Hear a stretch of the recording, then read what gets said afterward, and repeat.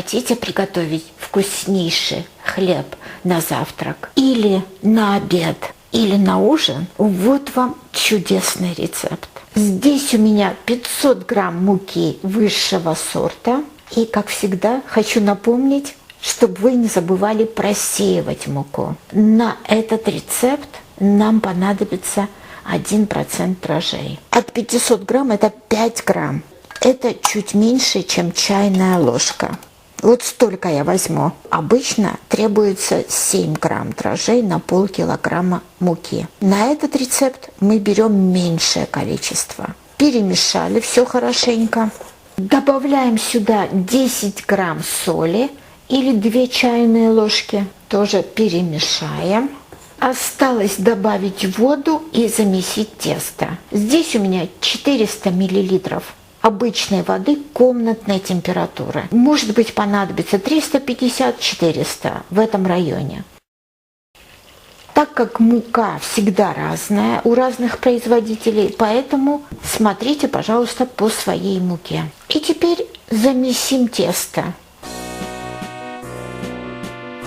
Как вы видите, еще достаточно много муки здесь. Нам нужно добавить и всю оставшуюся воду, я думаю.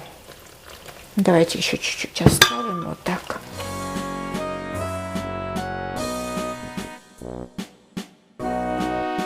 Как вы видите, муки уже нигде нет. Вся мука в тесте. Под конец добавим примерно 2 столовые ложки растительного масла. Вот так я на глаз измерю. Я думаю, что это достаточно. Опять все это перемешаем. Тесто готово. Минимум ингредиентов. И очень просто. Накрываем пленкой и оставляем при комнатной температуре подниматься наше тесто. Ждем, пока тесто увеличится в объеме примерно в 2 раза. В зависимости от температуры на вашей кухне это займет разное количество времени. И также не забудьте, что мы добавили меньшее количество дрожжей, поэтому тесто будет медленнее подниматься. Если вы хотите, чтобы ваш хлеб был еще лучше, то я вам рекомендую 3 раза сложить это тесто через каждые 30 минут. Примерно через 30 минут, может 35-40, может и 45, как вам удобнее. Прошло около 30 минут, и теперь мы будем делать первое складывание. Посмотрите, как это просто. Руку можете смочить, потому что мокрой рукой будет легче работать. Вот так вот берете тесто, вытягиваете и складываете. Вытянули и сложили. Вытянули, сложили. Вытянули и сложили. И все. Меньше 1 минуты нам понадобилось. Опять накрываем и еще минут 30 ждем. Второе складывание. Также я намочила руку в холодной воде.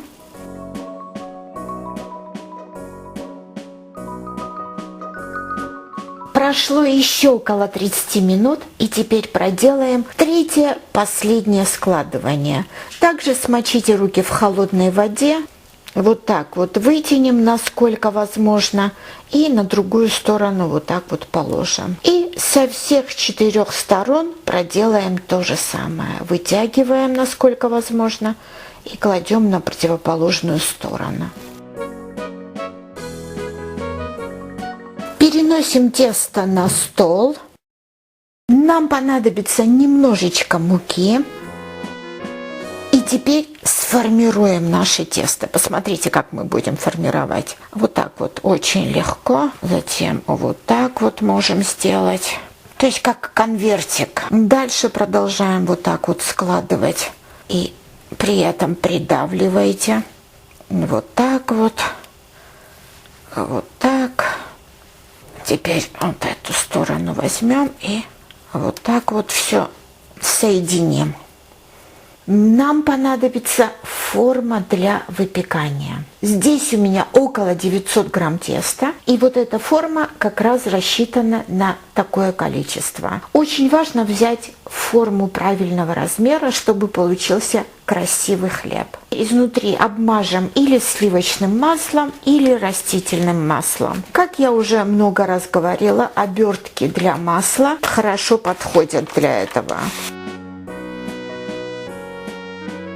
И осталось перенести вот это тесто в форму для выпечки.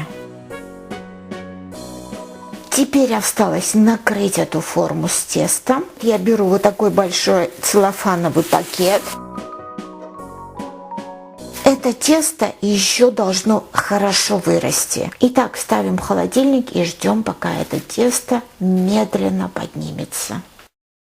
Вот и наше тесто. Посмотрите, как оно чудесно подросло за ночь. Обычно для расстойки теста я использую одноразовые шапочки для ванной. У меня они закончились, поэтому, как я приспособила, главное, чтобы оно было закрыто герметично, чтобы воздух не попадал. Вот так вот я накрыла. Посмотрите, как раз прекрасный размер. Всю ночь оно простояло в холодильнике. Сейчас утро, Франко и Аличи еще спят. Я выпеку хлеб, и когда они проснутся, ароматный вкусный хлеб будет на завтрак. Если у вас большая семья, то можете двойную порцию теста замесить. И 2 формы за один раз, а можно даже и 3 формы за один раз поставить в духовку и выпечь. Так что сами решайте. Теперь ставим в духовку,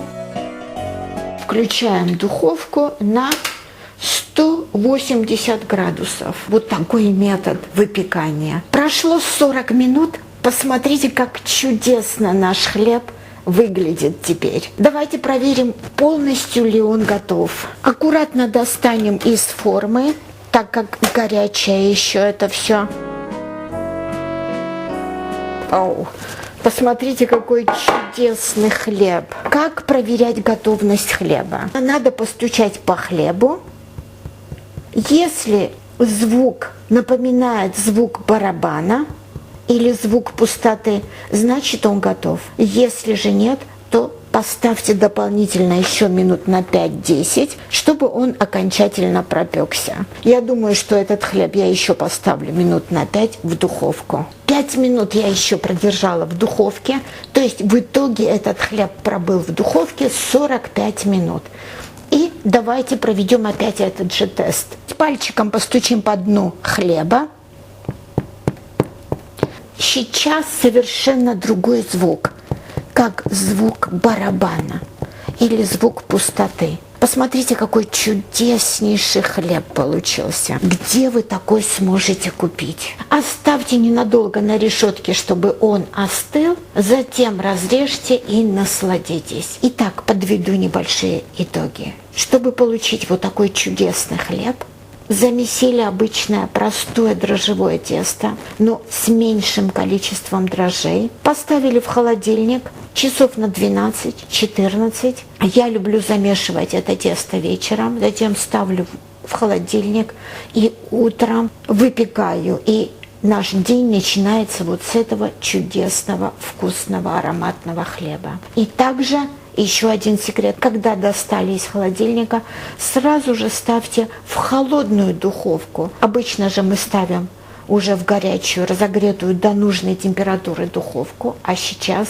мы ставим в холодную духовку, включаем на 180 градусов, и тесто медленно согревается и затем выпекается. И еще один секрет. Хлеб лучше перепечь, чем недопечь. Запомните, пожалуйста, как он хрустит. Итак, ждем немного и затем разрежем. Наш чудесный хлеб наконец-то остыл. Самое время разрезать и посмотреть, как он изнутри выглядит.